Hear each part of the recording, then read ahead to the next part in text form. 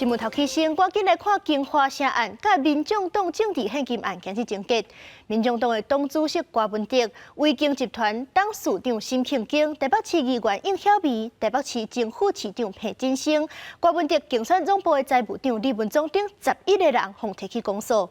检方是认定郭文德有伫咧金华城用积率涉嫌收污水放水，佮利用木可公司的名义侵占民众党的政治现金近2千万。检方是甲求刑28年6个月。下晡2点，法院抽签分案是由捌办过 IMB 诈骗案的法官柯宏儒负责办理。来了，民众党主席郭文德加入去涉嫌假钱的风波，包括金华城甲政治现金案，经过要7个月调查。这2个案伫2月侦查终结，以涉嫌贪污的违背职务受贿罪、多利罪、政治现金法的侵占公益罪、甲背信罪，甲郭文德起诉。所有罪嫌拢予具体求刑，其中上重会当判15年。柯姓被告有为市长就宣誓条例所为之应恪守国家法令、不收受贿赂等事实，逐侦其委员矫饰，犯后态度不佳，就其所犯违背职务收受贿赂部分，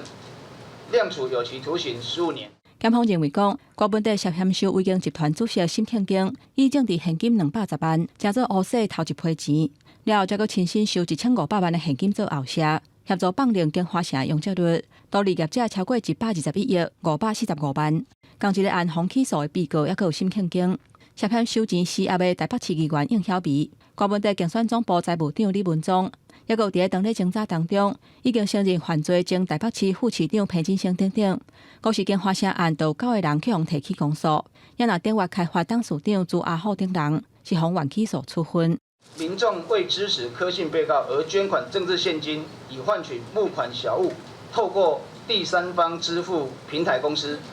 将所得款项汇入募可公司账户，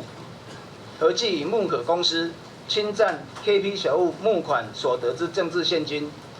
共4133万余元。起诉的另外一个重点，就是政治现金案。根据检方调查，郭文德甲募款的细项物等等得到的捐款，以无可公款的名义藏伫家己的落地啊，侵占的政治现金有甲几千万。甚至郭文德的办公室内底，还阁查到已经封掠破的纸条啊，另外有写强还出境、监务检查等等的文字，包括无可公关负责人李文官、会计师端部证等人，嘛去予台北地检署起诉。